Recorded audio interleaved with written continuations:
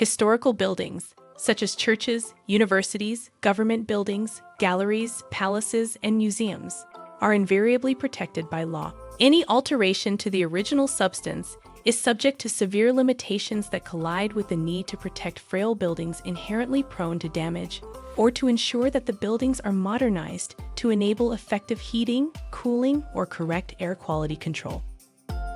The answer is a non-invasive, unique self-powered wireless technology that derives energy from sunlight, movement, or temperature variations and needs neither power cables nor batteries.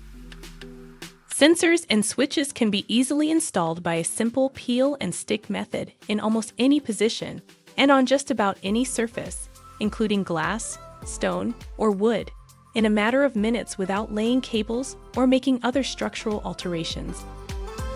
These reliable, maintenance-free devices can perform many different functions for decades, either on a standalone basis or as part of an integrated building automation system. This technology enables functions such as the monitoring of room occupancy, window and door status, lighting and shading, heating, ventilation and cooling, temperature and humidity levels, ambient air quality, and CO2 levels, as well as the detection of fluid leaks and smoke. A multitude of interoperable devices based on the Open in-Ocean standard are available from hundreds of vendors worldwide. With reduced energy costs and lower CO2 output, they benefit the environment and add security, safety, and comfort for users in millions of buildings across the world.